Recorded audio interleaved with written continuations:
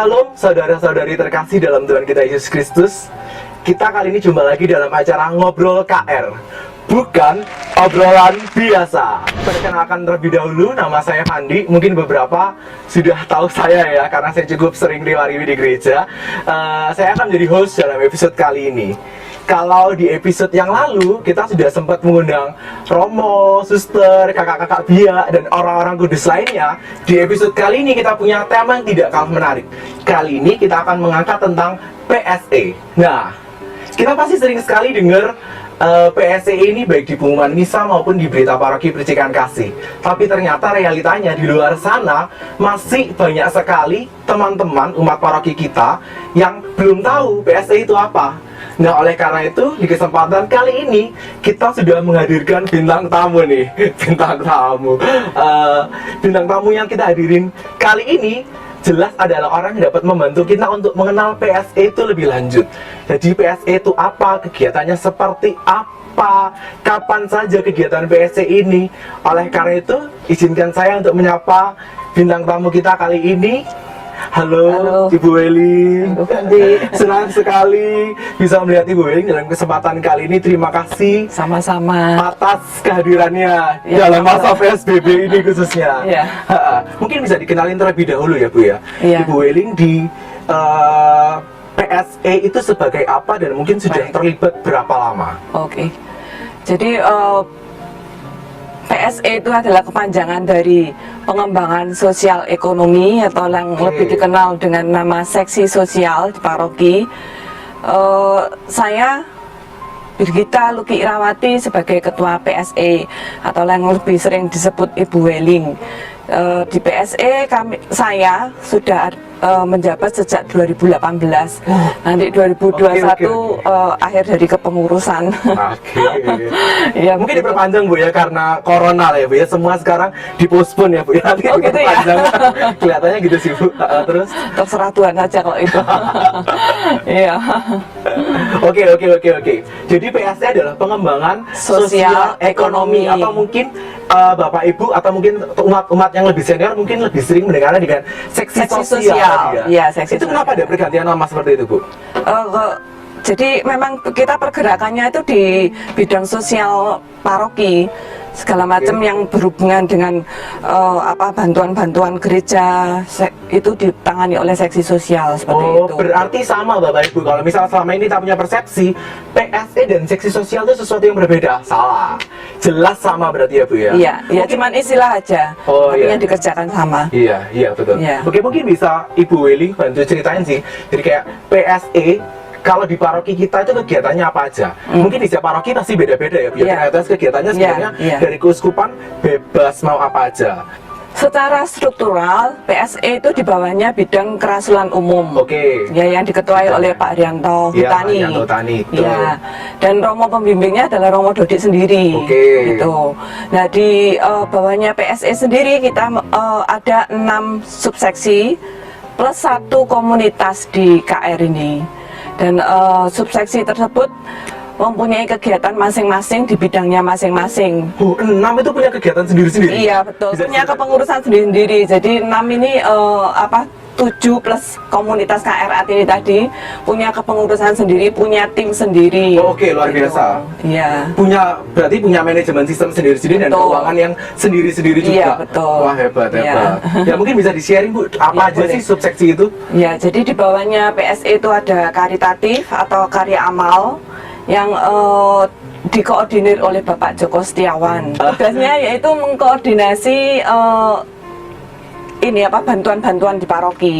Jadi ketika ada umat yang donasi sama Pak Joko ini disalurkan ke umat yang membutuhkan. Seperti itu, seperti sembako yang setiap bulan dibagikan ke umat. Sedangkan di karitatif ini juga kita seperti sekarang ini, kondisi sekarang ini banyak umat yang membutuhkan bantuan. Seperti itu. Jadi data yang masuk itu dikelola, lalu bantuan-bantuan kita salurkan ke mereka gitu. Data yang masuk dikelola, yang mengelola berarti dari lingkungan dan wilayah? Ya, dari lingkungan wilayah, data yang masuk umat-umat yang terdampak itu lalu dikolek oleh Pak Joko dan kita salurkan bantuan dari umat juga yang ada program untuk gas COVID itu. Oh ini yang gas COVID yang sering kita lihat pengumumannya di akhir misa ya Bu ya, live streaming itu ya. Oh ya, oke. Subseksi yang berikutnya adalah subseksi PKKS. Oke, saya PKKS dikoordinir oleh Bapak Antonius Tan dan tim. Oke. Singkatan dari Perkumpulan Kematian Katolik Surabaya. Oh ternyata benar soal kematian ya Bu ya. Sering jadi soal kematian pun kita urusin di gereja ini ya. Jadi pelayanan dari PKKS seputar kematian itu tadi. Jadi ketika umat berduka cita, kita pun juga memfasilitasi umat, ada paket diakonia, ada santunan seperti itu. Jadi iuran yang kita terima kita kembalikan lagi ke umat. Seperti itu. Nah ini fungsinya untuk Bapak Ibu atau mungkin teman-teman yang setiap bulan selalu dimintai orang tuanya iuran PKKS itu, ini gunanya untuk ini kalau yang belum tahu ya. Lalu juga di PKKS ini telah terbentuk tim Lamasah. Lamasah itu pelayanan pemandi jenazah. Oh, luar biasa. Lakon banget merinding. Iya. Ada orang paroki KR sini yang melayani pemandian jenazah. Ada. Oh, luar biasa. Ada beberapa kelompok di wilayah malah. Oh, di wilayah. Iya. Jadi mereka melayani wilayah-wilayah yang terdekat di area mereka seperti itu. Seram sekali ya. Terus nah, ini bagi Bapak Ibu yang tertarik ini, pekerjaan pelayanan yang jarang sekali. Betul. Memandikan jenazah. Nah, kita masih kekurangan tim yang laki. Lagi mandi jenazah. Kalau yang perempuan kita ada, untuk yang laki ini kita yang kurang. Mungkin kalau ada dari Bapak Ibu yang ingin bergabung di tim Lamasah, silakan, kami tunggu. Ini ada kontaknya di bawah sini ya, Ibu Weling, ketip-ketip nomornya keluar ya, teman-teman Komsos ya. Oke. Lanjut ke subseksi kesehatan. Subseksi kesehatan dikoordinir oleh Dr. Julia. Oke. Ya. Ini karena bersifat sosial, jadi di hari Minggu saja buka prakteknya di Poli Vincentius. Oh, lalu apa bedanya dengan pelayanan yang di hari reguler, Ai? Di hari reguler itu pelayanan harian, poli harian. Yang ini khusus untuk poli baksos dengan harga yang terjangkau. Seperti itu, dengan harga dengan tarif 8.000 kita sudah dapat obat dan konsultasi dokter. Luar biasa 8.000 ya? Iya. Oh, harganya tarifnya ternyata berbeda dengan yang hari biasa. Iya. Oh, ini hari Minggu ya? Oke. Iya, di hari Minggu aja jam 8 sampai jam 11. Oke. Gitu. Terima kasih. Terus itu bisa dimanfaatkan oleh umat KR maupun di luar KR. Oh, yang kita di luar melayani. KR juga boleh? Iya, boleh. Non-Katolik juga boleh? Boleh, silakan. Oh, luar biasa sekali ya pelayanan teman-teman dari subseksi kesehatan dari PSE. Iya, Oke. Lalu ada Warung Raharjo. Warung Raharjo yang melibatkan dikoordinir oleh Ibu Bana. Dan melibatkan seluruh wilayah maupun Orka di Kristus Raja. Kita diminta untuk menyediakan menu yang layak dengan harga yang murah. Dengan harga 2.500, para anggota Warung Raharjo yang terdiri dari tukang becak dan buruh-buruh harian, mereka dapat menikmati menu yang layak, namun terjangkau, 2.500 seperti itu. Hanya 2.500? Hanya 2.500. Itu setiap hari apa? Setiap hari Rabu dan Jumat. Kalau Rabu dan Jumat kalau kondisi normal ya. Kali ini kan ini masih vakum. Oh iya, karena pandemi ini ya. Oke. Jadi kondisi normal Rabu dan Jumat. Dan luar biasanya wilayah-wilayah pasti antusias kalau tugas Warung Raharjo. Mereka menyediakan makanan yang dengan menu layak, melayani para tukang becak dan buruh harian ini tadi. Dan mereka tukang becak ini juga diajari untuk menabung. Ada tabungan di situ. Dan ternyata tabungan mereka yang telah mereka jalani selama ini, ketika ada wabah seperti ini, itu sangat membantu. Mereka bisa mengambil tabungannya untuk digudangkan untuk kehidupan mereka. Untuk berikutnya ada Kredit Union Raharjo. Oh iya itu yang CU Raharjo. Ya, ini dikoordinir oleh Bapak Samuel dan tim. CU Raharjo itu. CU Raharjo itu adalah suatu wadah di mana para anggota ini membantu anggota yang lain. Sampai menuju ke kesejahteraan sosial, kemandirian ekonomi seperti Caranya itu. Bagaimana, Bu? Caranya dengan kita menabung di CU Raharjo ini, tabungan kita akan dikelola oleh CU. Untuk apa? Untuk membantu umat yang lain dan misalnya mereka ada untuk peningkatan ekonomi membutuhkan modal kerja seperti itu. Yang dulu awalnya mungkin masih biasa-biasa, ketika usahanya maju mereka membutuhkan modal lebih. Nah, itu CU sangat membantu di situ. Oh, luar biasa. Ya, mungkin kesempatan ini saya juga menghimbau bagi umat KR yang belum menjadi anggota CU, karena umat KR ini ada 2.600-an kakak. Betul sekali. Yang masih jadi anggota, yang jadi anggota CU tuh masih sekitar 400-an. Nah, yang lain ini belum menjadi anggota CU. Ya, Bapak Ibu. Kami tunggu pendaftarannya jadi anggota CU ya. Ini khususnya bagi yang sudah ekonominya cukup stabil, Bapak Ibu. Alangkah bahagianya kalau melalui segala keterbatasan yang kita miliki, kita juga masih bisa membantu saudara-saudari kita sesama umat paroki di luar sana. Hebat. Dan nasabahnya ini bukan cuma umat paroki, di luar paroki juga, di luar Katolik juga. Luar biasa, luar biasa. Ya. Kita sudah dengar ya. Jadi mari kita lebih tergerak untuk melakukan sesuatu yang lebih sih. Mungkin selama ini ya kita selalu berpikir untuk diri kita dan orang-orang ada di sekeliling kita saja, mama, papa, cewek kita, pacar kita. Tapi alangkah baiknya kalau kita juga berani melakukan langkah yang lebih besar untuk orang-orang di sekeliling kita. Iya, betul. Oke. Subseksi itu sudah habis, Bu? Masih ada? Belum, masih ada. Oh, biasa. Oke. Masih ada subseksi satu lagi, yaitu wirausaha. Oke. Di bawahnya Pak Rizal dan tim. Oke. Mungkin seringkali kita dengar dengan KKWU ya. Oh, ya wirausaha ini, Bu. Kelompok kecil wirausaha umat. Dan mereka konsen ke pemberdayaan umat. Iya. Tugasnya untuk mendampingi kelompok-kelompok umat yang ingin meningkatkan taraf hidup mereka dengan cara memberikan pelatihan, mendampingi pemasaran. Itu tugasnya tim wirausaha seperti itu. Iya, hebat. Di wilayah saya juga ada sih. Dan luar biasa sekali pendampingan dari tim KKWU ini sendiri, mulai dari proses pembentukan branding. Jadi mereka mau bikin apa akan diarahkan dengan cukup baik. Oke, di wilayah ini SDM-nya ada seperti ini, maksudnya yang cocok dikembangin usaha seperti ini. Setelah barangnya itu jadi, teman-teman KKWU masih mendampingi lagi sampai proses marketing dan distribusinya seperti apa. Mungkin nanti ke arahnya ke perizinan juga. Kalau memang sudah stabil produksi, arahnya ke perizinan. Untuk produknya ya? Iya, betul. Lalu di bawah wirausaha ada satu komunitas yang menjadi kebanggaan gereja kita. Oh, oke. Yaitu komunitas KRAT, komunitas Merajut. Oh iya, saya tahu. Saya sering beli, Bu, itu, Bu. Iya, dikoordinir oleh Bu Ursula. Iya. Jadi KRAT ini komunitas ibu-ibu pencinta merajut. Dan luar biasanya ibu-ibu ini semakin kreatif, semakin berproduksi rutin. Mereka menghasilkan karya-karya yang luar biasa. Iya, saya lihat sendiri. Iya, seperti dipasarkan di gereja-gereja lain, terus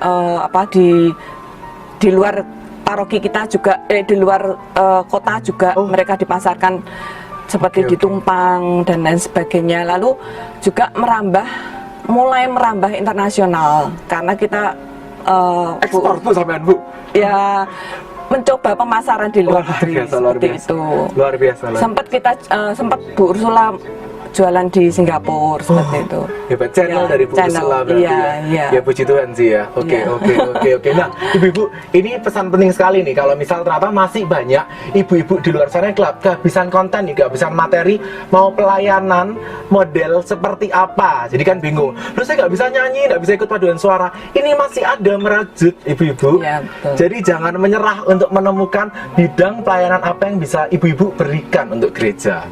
Oke, dan luar biasanya para anggota ini dengan berproduksi rutin seperti itu, mereka bisa meningkatkan ekonomi keluarga juga. Anggotanya bukan hanya umat KR, namun di luar gereja Katolik juga ada. Ya, rata-rata komunitas yang berada di bawah PSE sudah ekspansi sampai keluar ya, luar biasa. Ya, puji Tuhan seperti itu. Ya, banyak yang dikerjakan di PSE ini. Iya. Nah, Bu, kalau misal dalam masa pandemi ini ya, kan kita semua masih terbatasi oleh kita tidak boleh keluar-keluar, kita harus di rumah saja, maksudnya. Apakah kita sebagai umat masih bisa berpartisipasi dalam pelayanan ini, maksudnya? Mungkin bisa ikut salah satu, salah dua. Lalu bagaimana caranya mungkin kali ya? Nah, itu yang mestinya di awal April itu kita meluncurkan gerakan aksi sosial Gas Covid. Gas Covid ini menjadi jembatan bagi umat yang ingin membantu sesamanya kepada umat yang terdampak.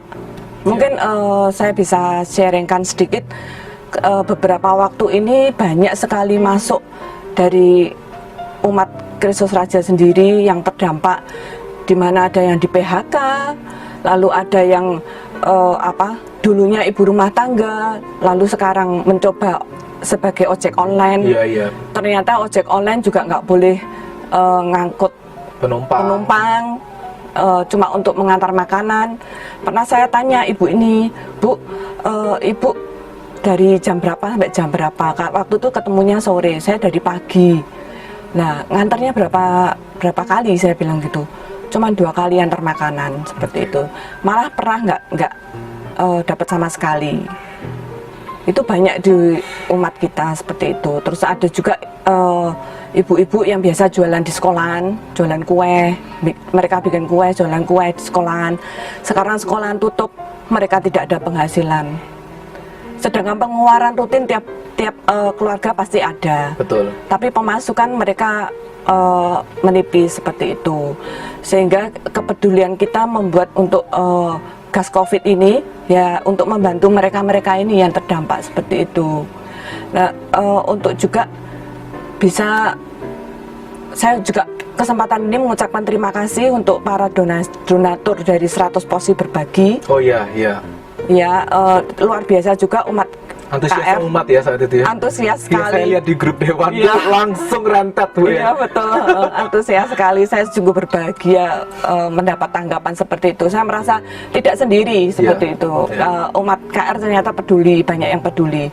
Nah, dengan adanya 100 porsi berbagi ini kita juga peduli terhadap sesama yang terdampak, di mana banyak dari anggota warung Raharjo yang kesusahan untuk makan, terus dari ojek online juga kesusahan untuk makan. Mereka terbantu sekali dengan adanya nasi bungkus ini. Terus untuk umat yang mau membantu sembako dengan melalui gas COVID, Bapak Ibu mungkin ingat dengan firman Tuhan bahwa ketika aku lapar, Engkau memberi aku makan. Ketika aku haus, Engkau memberi aku minum. Ketika aku orang asing, Engkau memberi aku tumpangan. Apa yang kamu lakukan untuk sesamaku, kamu melakukannya untuk aku. Nah, Bapak Ibu, saat ini banyak di luar sana kita melihat Tuhan yang lapar, Tuhan yang haus. Melalui gas COVID ini, saya mengajak Bapak Ibu semuanya, ayo kita bersama-sama meringankan beban saudara kita yang menderita saat ini, yang terdampak. Di luar sana banyak mereka yang menjerit pun tidak bisa seperti itu. Mereka tidak berdaya, mereka kesusahan. Dan saya pribadi mengajak Bapak Ibu untuk kita, ayo kita bersama-sama memberikan kekuatan, memberikan semangat kepada mereka melalui apa yang kita punya. Tidak penting sedikit atau banyaknya, tapi niat kita yang tulus yang kita butuhkan. Salam sehat untuk semuanya, tetap semangat, Tuhan Yesus memberkati. Nah, oke, Bapak Ibu dan teman-teman semua, jelas sekali tadi sudah disampaikan dengan cukup jelas oleh Bu Weling kalau misal paroki sudah memberikan jalan untuk kita dapat berpartisipasi untuk terlibat dalam melayani umat. Ya, ini umat secara luas ya, makanya dalam kondisi pandemi ini yang tertimpa kan bukan umat kita paroki Kristus Raja saja, tapi juga warga Surabaya dan sekitarnya. Mari kita bersama-sama terlibat dalam aksi kecil yang digalang oleh teman-teman PSC ini. Kalau bukan kita, siapa lagi? Kalau tidak sekarang, mau kapan lagi? Jadi, mari kita melangkah bersama-sama untuk segera menyelesaikan permasalahan ini bersama. Ya, sekian untuk episode Ngobrol KR kali ini. Terima kasih Bu Weling atas kehadirannya dan kesempatannya untuk berbagi ke kita semua. Jadi kami sangat mengerti sekarang, oh PSC itu apa. Ya, semoga di episode-episode berikutnya nanti teman-teman Komsos KR ya nanti bisa menghadirkan subseksi yang lainnya, biar kita bisa menggali lebih dalam nih. Nggak cuma tahu nih subseksi kesehatan itu ngapain, PKKS itu ngapain. Kita bakal kenal lebih dalam dari subseksi-subseksi itu tadi. Oke, sampai jumpa di Ngobrol KR episode selanjutnya. Pastikan selalu mengikuti update-update dari kami. Oleh karena itu, jangan lupa like video ini ya, di like ya. Terus lalu jangan lupa di subscribe channel kami. Jadi Bapak Ibu dan teman-teman semua akan selalu update untuk postingan-postingan dan uploadan dari Komsos KR di selanjutnya. Oke, saya Fandi, saya mohon undur diri. Sampai jumpa, stay safe di rumah aja, Tuhan memberkati.